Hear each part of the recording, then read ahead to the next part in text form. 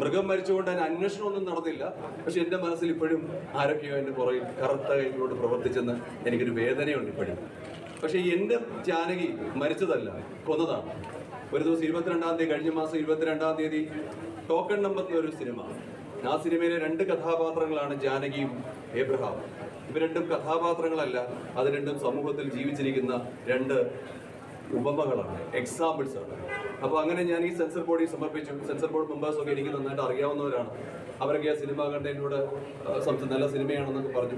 അതിനകത്തൊരു രംഗമുണ്ടായിട്ട് ഒരു പക്ഷേ അവർക്കത് UA സർട്ടിഫിക്കറ്റ് കൊടുക്കാമായിരുന്നു.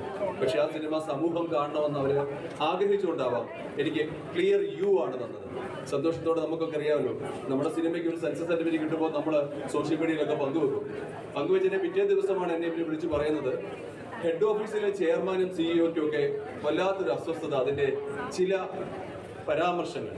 ജാനകി അല്ലായിരുന്നു എൻ്റെ സിനിമയുടെ പ്രശ്നം, അവിടെ ജാനകി ഏബ്രഹാമിനോട് ചേർന്നിരുന്ന നിമിഷങ്ങളായിരുന്നു അവരെ അസ്വസ്ഥമാക്കിയത്.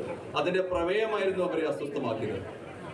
ആധിപത്യം തെളിയിക്കാനായി ഭൂമി മണ്ണിലേക്ക് പോയ, അല്ലെങ്കിൽ തീയിൽ പരിശുദ്ധി തെളിയിച്ച ഒരു സീതയുടെ പ്രതീകമായിരുന്നു ഇവിടെ ജാനകി. അവര് പറഞ്ഞു ജാനകിയുടെ പേര് മാറ്റണം, അല്ല ഏബ്രഹാമിന്റെ പേര് മാറ്റി നിനക്ക് എന്തുകൊണ്ട് മോഹനും കൃഷ്ണനും ഇട്ടുകൂടാ എന്ന് പറഞ്ഞു.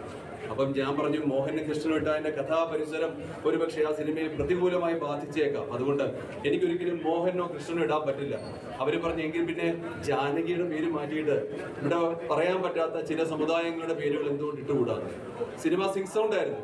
അപ്പൊ ആ ലിപ്പിനകത്ത് ഒരു മീറ്റർ കിടക്കുന്നുണ്ട്. ഒരിക്കലും എനിക്ക് ജാനകിക്ക് പകരം ഞാൻ പറഞ്ഞ ജയന്തി അല്ലാതെ എനിക്ക് ഇടാൻ പറ്റില്ലായിരുന്നു. അതും ഒരു പറ്റില്ല, ഏതോ ദേവതയുടെ പേരാണെന്ന് പറഞ്ഞു.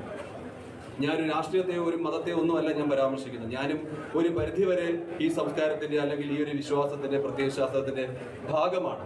പക്ഷേ ഹിരണ്യകശിപുവും പ്രഹ്ലാദനും ഒക്കെ നമ്മളെ പഠിപ്പിച്ച അതേ സംസ്കാരത്തിലാണ് ഞാൻ നിൽക്കുന്നത്. അച്ഛൻ തെറ്റാണെന്ന് പറഞ്ഞപ്പോൾ അച്ഛൻ പറഞ്ഞു നീ എന്നെ ദൈവമായിട്ട് കാണണമെന്ന് പറഞ്ഞപ്പോൾ മകൻ പറഞ്ഞു അത് തെറ്റാണെന്ന് പറയാനുള്ള ആർജവം കാണിച്ച ഒരു മകന്റെ പാരമ്പര്യത്തിലാണ് ഞാൻ ഇവിടെ നിൽക്കുന്നത്. 2-ാം ഊഴവും കർണനും പലരും വ്യാഖ്യാനിച്ചിട്ടുണ്ട്. അവിടെ വാൽമീകിയും വ്യാസനും ഇട്ടുകൊടുത്ത ലൂപ്പ് ഹോൾസ് പിടിച്ചാണ് അവർ ഇന്ന് പല എഴുത്തുകാരും പ്രശസ്ത എഴുത്തുകാര് അതൊക്കെ കഥകളാക്കി മാറ്റിയത്. അന്ന് അവരിട്ടത് അവർക്കറിയാം. ഈ എപ്പിക്കൊക്കെ കാലത്തിനപ്പുറത്തേക്ക് സഞ്ചരിക്കുമ്പോൾ ഒരുപക്ഷെ അന്നത്തെ സമുദായത്തിന്റെ പ്രതീകങ്ങൾ, അത് മനുഷ്യനായാലും അവരുടെ ഒരിക്കലും മനുഷ്യര് സ്റ്റാറ്റിക് അല്ല. രാമനും സീതയും കൃഷ്ണനും ഒന്നും സ്റ്റാറ്റിക് അല്ല. കാലം മാറുന്നതിനനുസരിച്ച് അവരുടെ രൂപത്തിലും ഭാവത്തിലും ഒക്കെ മാറ്റം വരണമെന്നും അവരുടെ ചിന്തകളെയും അവരുടെ ആദർശങ്ങളെയും ഒക്കെ ചോദ്യം ചെയ്യണമെന്നും ഒക്കെ വ്യാസനും വാൽമീകിയും ഒക്കെ ചിന്തിച്ചത് കൊണ്ട് മാത്രമാണ് നമുക്കിത് പല കൃതികളും ഉണ്ടായത്. ഇനി ഉണ്ടാകുമോ എന്ന് ചോദിച്ചാൽ അത് നമുക്കറിയില്ല. എന്റെ സിനിമയുടെ പ്രശ്നം ഇതായിരുന്നു. ഇവിടെ ഏബ്രഹാം ആയിരുന്നു. ജാനകി ഏബ്രഹാമിനോട് പോയിടത്താണ് ഈ പ്രശ്നം തുടങ്ങിയത്. ഈ വിഷയം വന്നപ്പോഴേ ഞാൻ 23-ാം തീയതി സിനിമാ സംഘടനയിൽപ്പെട്ട ഒരു വ്യക്തിയുമായിട്ട് ഞാൻ സംസാരിച്ചിരുന്നു. എന്നെ ഒന്ന് സഹായിക്കണം. കാരണം അദ്ദേഹത്തിന് പലരും ഈ നമ്മുടെ CEO-യും ചെയർമാനെയും ഒക്കെ നേരിട്ട് പരിചയമുള്ളതുകൊണ്ട് അദ്ദേഹത്തോടൊന്ന് സംസാരിക്കാനായിട്ട് അദ്ദേഹത്തോട് ഞാൻ വിളിച്ചു. മിനിസ്ട്രി ഞാൻ കത്തുകൾ അയച്ചു. പല വാതിലുകളും മുട്ടി, എങ്ങും തുറന്നില്ല. സഹായ ഹസ്തവുമായി വന്ന പലരും അവസാനം എന്റെ ഫോൺ എടുക്കാതായതാണ്. അവസാനം ഒരു വലിയ ബിഗ് ബഡ്ജറ്റ് സിനിമയൊന്നുമല്ല എന്റേത്. ഇതിനകത്ത് സൂപ്പർ താരങ്ങളുമില്ല. എന്റെ സിനിമ വലുതാകുന്നത് മുഖങ്ങൾ കൊണ്ടല്ല, അതിന്റെ പ്രമേയം കൊണ്ടാണ്.